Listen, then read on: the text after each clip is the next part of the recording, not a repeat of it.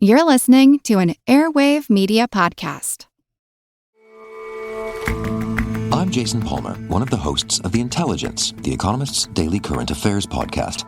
The Economist's award-winning shows make sense of what matters, from our special series on China's president to our weekly podcasts on business, technology, and American politics. Our journalists provide fair, in-depth reporting on the events shaping the world. To get the annual plan for less than $2.50 per month, search for Economist Podcasts Plus to start listening today. Fargo, the new virtual assistant from Wells Fargo, makes banking faster and easier. Like this. Fargo, what's my checking account routing number? And this. Fargo, turn off my debit card. And this. Fargo, what did I spend on groceries last month? And that's just the beginning. Do you, Fargo? You can. In the Wells Fargo mobile app. Learn more at wellsfargo.com/getfargo. Terms and conditions apply. Your mobile carrier's availability and message and data rates may apply. Wells Fargo Bank, N.A., member FDIC.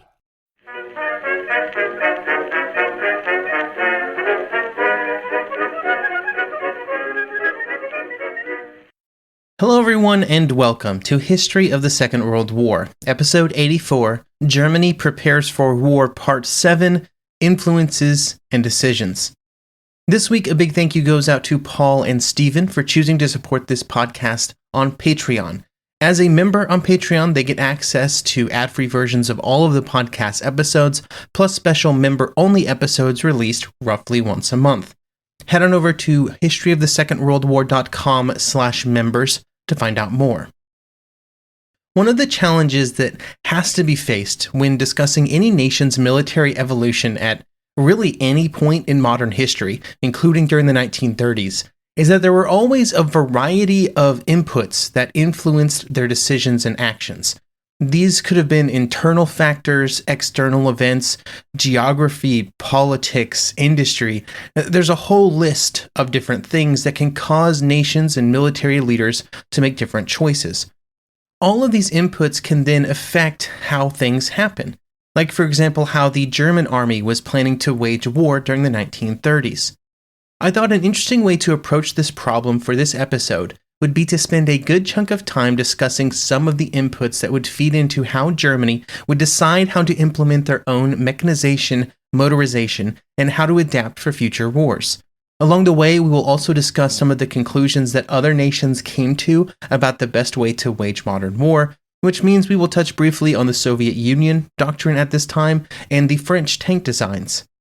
What we will not be really discussing in this episode is a detailed description of how Germany planned to use its tanks and other military assets at a tactical level. I think a conversation on those items is best left until our episodes on the Polish campaign, where we can actually discuss them in action, as sort of within context.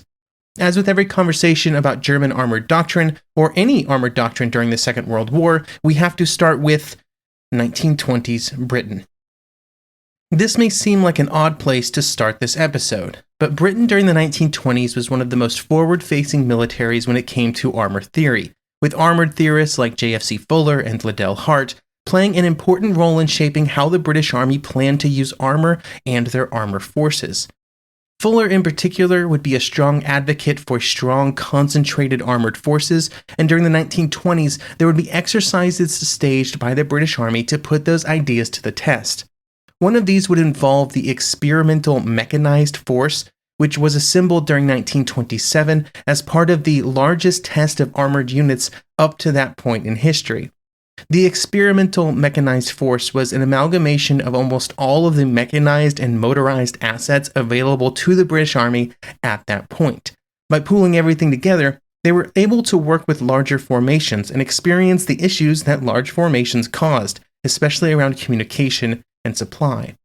While this allowed the British to learn some of the lessons of mechanized war earlier than anybody else, they would kind of squander this lead during the 1930s. There would be large budget cuts due to the Depression, and then those with different views on the future of combat would gain the ascendancy on the other side of those cuts. Also, just in general, the British Army, from a budgetary perspective, was pretty low on the priorities list during the 1930s, which caused problems that we will almost certainly talk about here in a few episodes. This prevented the British Army from forming the kind of coherent structure and doctrine around the use of armored forces that would happen in other armies during the 1930s. The reason that this episode starts by talking about the British is because they were widely read among other militaries in Europe. For example, a person we will discuss in some detail here in a few minutes, Heinz Guderian, was well versed in both the exercises that were done and the lessons that were learned from them. Learning from external resources was critical for the German military in particular during the 1920s and early 1930s because they simply did not have the men or the resources to do the tests themselves. The Reichswehr, which was the name of the German army, was extremely limited in its manpower and was completely forbidden from having armored vehicles.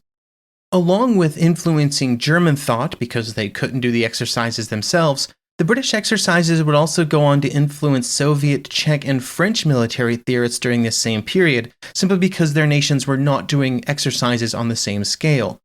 There were similar instances of military theorists having a real influence outside of their own nations during this period.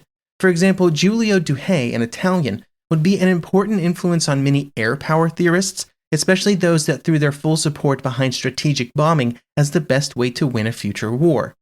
The similarities in both cases is that Fuller and Douhet would both be strong advocates for new technology, believing that the secret to preventing another attritional war, like 1914 to 1918, lay in the new capabilities of those technologies.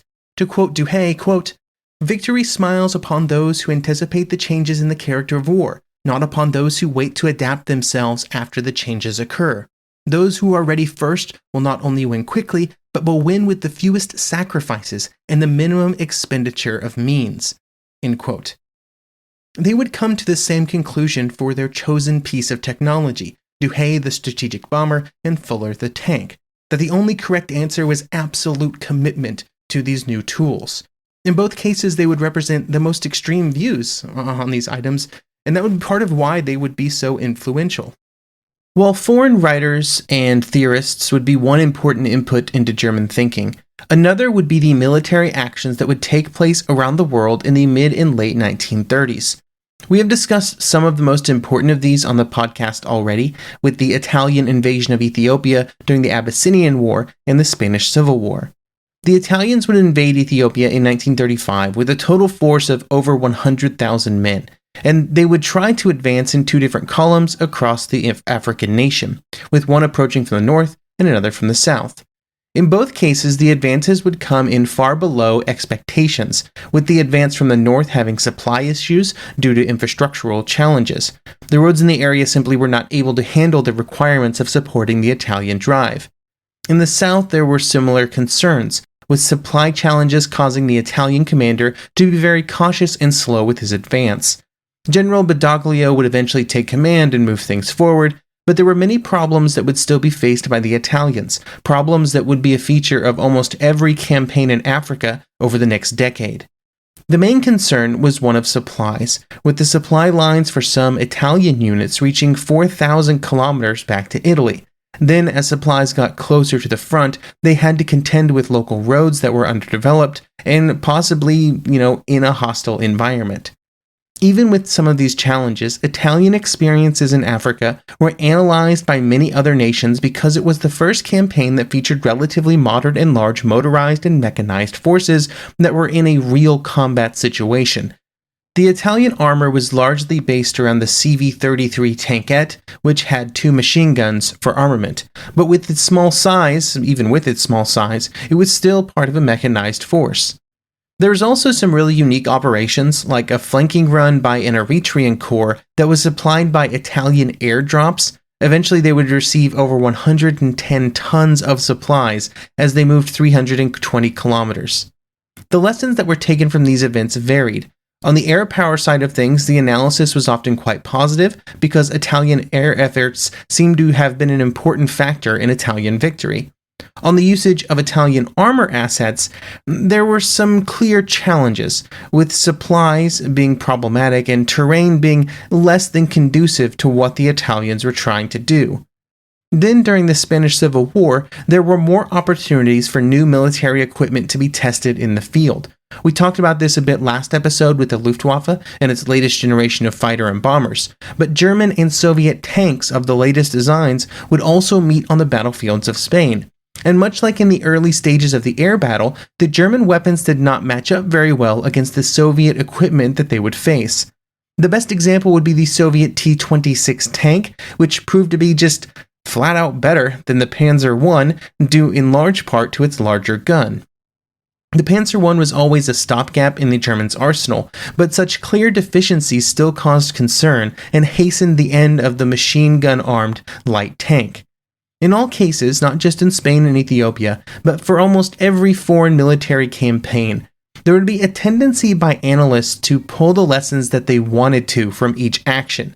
Those in favor of tanks and trying to explain why they were not as impactful as they could have been in Spain and Ethiopia would point to terrain, organization, training, and supplies as mitigating factors that prevented tanks from being the war-winning tools that they believed they could be. Claims would be made that for the German military, things would of course be different. Meanwhile, those on the other side of the armor debates would trumpet these campaigns as important examples of why a narrow focus on large tank formations was going to set up the military for disaster. This was one of the major reasons you have to be careful about how you think about the influence that these events had on the German military. There was a lot of cherry picking going on, where instead of giving honest analysis, people would just pick and choose the examples that fit their pre-existing ideas. On the armor side of the equation, the general German perspective was that events in Spain should be generally discarded due to the mitigating factors of terrain, numbers, tactics, and training. So those are some examples of foreign theorists and conflicts and how they could shape decisions that were being made. But now let's move on to some of the actions of other nations as they were taking them in the 1930s or they might take in the future. And for Germany, one of the most important things for any future war was the large amount of money that the French were spending on the Maginot Line. By the late 1930s, the Maginot Line was mostly complete, at least in its original areas, although there were expansions being built in the north, and what would be built was generally quite impressive. The strongest ouvrages, or forts, made for some pretty impressive defensive structures. Looking at just one example, the Ouvrage de Fermont near Longwy, we see a fortification with 3 eastward-facing guns in the main fortifications, those being 75mm artillery pieces. Then it was surrounded by 6 separate and smaller fortifications that were manned by infantry, each of which had its own artillery, machine guns, and other defensive positions. This created a serious challenge for any attacking unit, as the artillery provided ranged firepower that was protected by the machine guns, infantry, and mounted grenade launchers.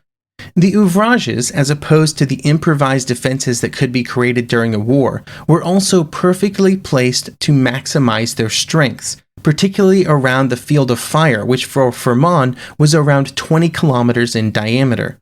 If the Germans were to attack into France, dealing with this and other fortifications would be a serious problem, unless they were able to find a way around, which the French planned to counter with its own field forces, a setup we discussed in some detail back in episode 61. At the same time that the Maginot Line was being built to help defend France, Germany was doing basically exactly the same thing on its western frontier. In the 1920s, the German army had to sort of contend with a problem, and it was a problem that was actually pretty similar to what the French were going through. They were confronted with the problem of wanting to prepare for the needs of national defense, while at the same time laboring under an intense restrictions that had been placed upon them by the Treaty of Versailles, which limited active military personnel to just 100,000. In the same way that the French hoped to use the Maginot Line to make up for demographic issues and to allow time for mobilization, the Germans hoped to do the same to make up for their lack of trained soldiers. The most famous of these positions would be the West Wall series of defenses, which were designed to be a shield that would allow the bulk of the German army to be used in the east. There were also fixed fortifications built on Germany's eastern border, with 500 blockhouses built in Pomerania, for example, to allow for better use of available manpower. The goal of all of these positions was not to provide indefinite defense, but simply to slow the enemy attack.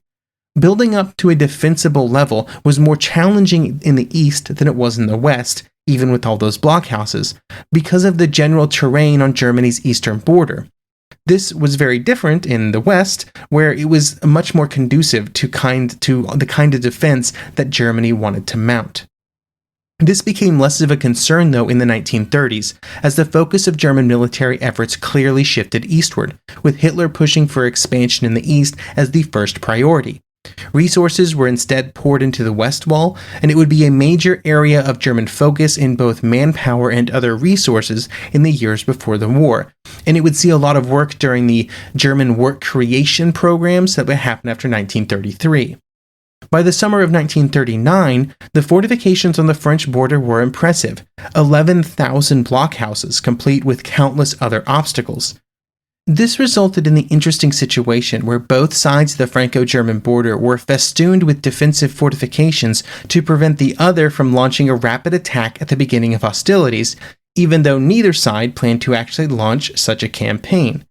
The West Wall was still seen as critical to German defense because it would allow for a far greater percentage of Germany's forces to be focused elsewhere. But then, we got to confront the question of how they would organize those forces and what they would do with them.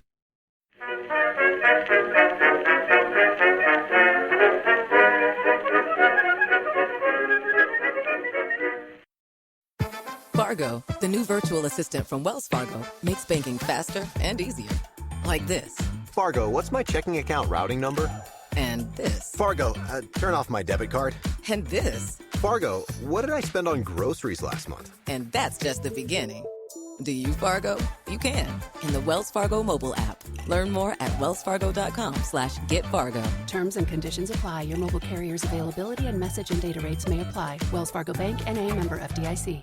Some of us love history. Others used to or never did because history was presented as nothing but the rote memorization of names, dates, and facts. Basically, the story got left out, and that made history kind of suck. My name is Greg Jackson. I'm a university professor with a PhD in history, and bringing history to life is my passion. That's why I created my podcast, History That Doesn't Suck. I want to teach you everything you need to know about U.S. history, but I do so through stories. Let me tell you about George Washington begging his men not to mutiny against Congress, Clara Barton saving Union soldiers amid enemy fire, enslaved Frederick Douglass risking his life for liberty, and about so many other figures as their real experiences make industrialization, social movements, and even congressional debates and tax policy come to life. Subscribe to History That Doesn't Suck today, and join me, Professor Greg Jackson, every other week for a new episode, where I'd like to tell you a story.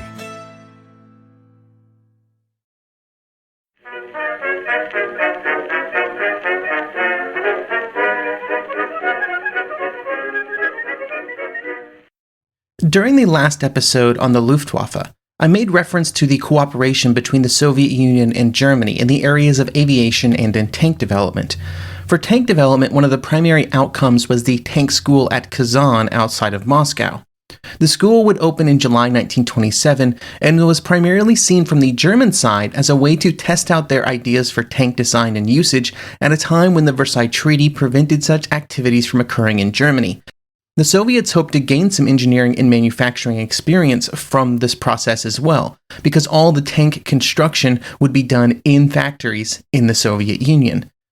The period of heaviest use for the school would be between 1929 and 1933, although during that time the Kazan school would be more or less important to each nation at various points along the timeline.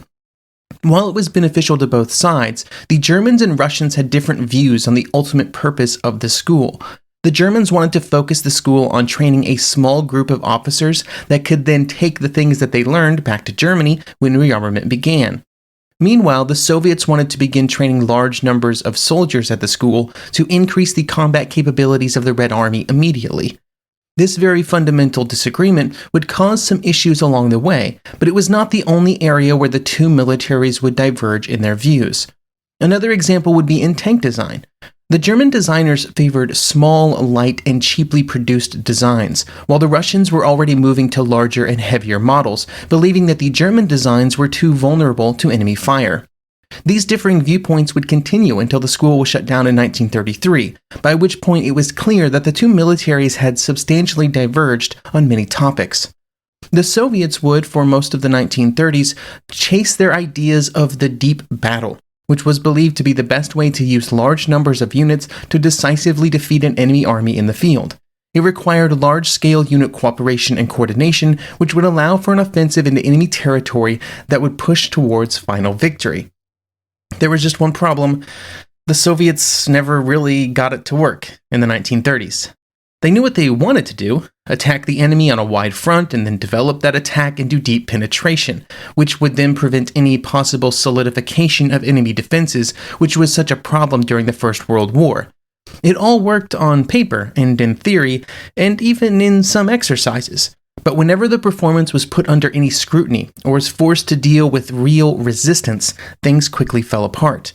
The continued problems with deep battle and the political shakeup that would occur during the purges would then cause a large shift in the structure of Soviet armor resources. Instead of large armored units, the Red Army would move further back into its previous emphasis on infantry and artillery, with tank resources redistributed and subsumed by the infantry. While this was happening in the Soviet Union during the late 1930s, there were similar conversations occurring in Germany, with some military officers favoring the concentrated approach, while others were pushing for tanks to be used in close conjunction with the infantry. This brings us to one Heinz Guderian. Guderian would begin his military career as a signals officer, but he would rise up the ranks until he was promoted to the Chief of Staff of the Motorized Forces Command, which was created in 1934. In that position, Guderian was serving under General Oswald Lutz, who supported Guderian's belief that the best way to utilize armored resources for the German army was to concentrate all available armor within its own units, which would not be subordinated to any others. In 1936, Lutz would ask Guderian to produce a book detailing his views on tanks as a way of raising awareness both within the military and outside of military circles. This book would eventually be given the title Achtung Panzer and is something that people still read today. The core feature of all of Guderian's arguments were around armor concentration. No German officer of any rank would have denied that the tank was an important new tool that needed to be developed and then used effectively. The major point of disagreement was around how it should be incorporated into existing force structures, either as large units capable of independent action or as smaller units that would work in close support of the infantry. Guderian wanted concentrated tank units to be the focal point of the army, working with other arms in close support, like infantry and aviation assets, but only when those tools were subservient to the armor. Guderian would never really waver from this belief, even if he did not have all the answers to the problems that it would have caused. The most important of these was how the infantry was going to work with the tank units. Infantry units that were not motorized would be constantly left behind by Guderian's planned armored forces, and even motorized infantry presented some problems around coordination. These problems were not unknown to Guderian. He simply believed that they would eventually be solved, or at least mitigated enough to make the armored spearheads very effective. It's worth mentioning that Guderian was not alone in pushing for this kind of concentration, although he is almost certainly the most well-known.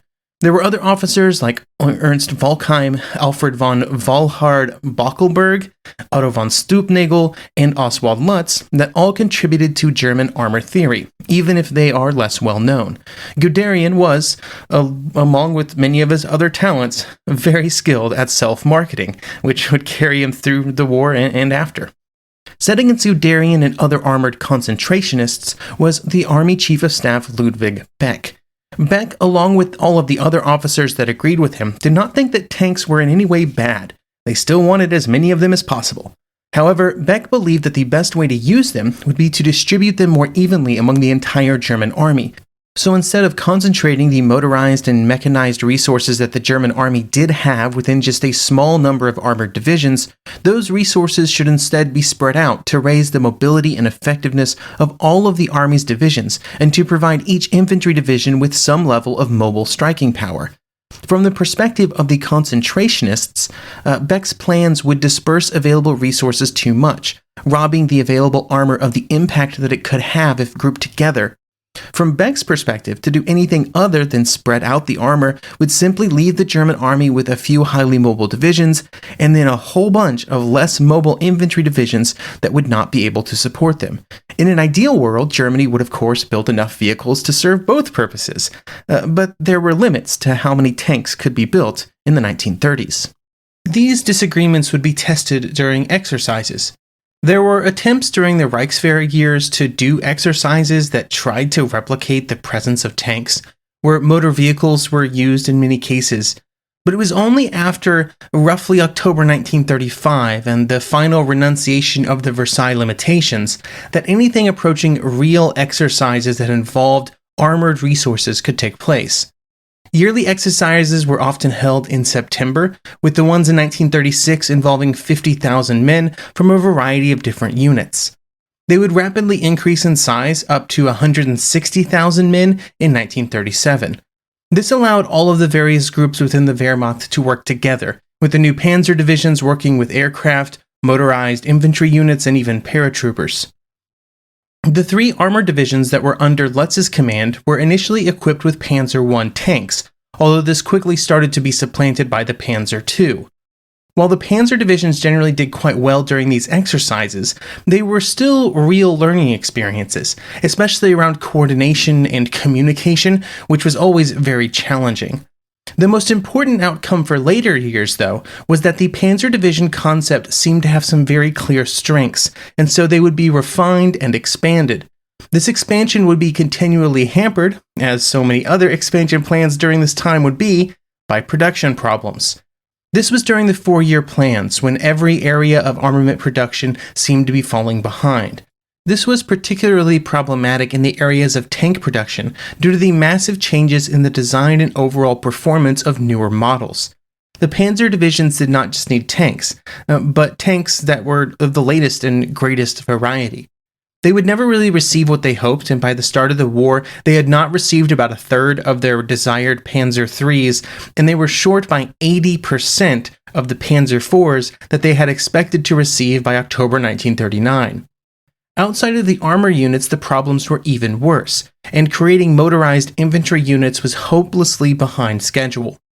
These problems, along with all of the others that would be faced when going to war, would not be catastrophic in Poland or France. Mistakes made by their enemies or just sheer numbers would allow for victory. But those victories also ended up papering over some very real shortcomings of German armor and supply units that would become incredibly apparent in Russia.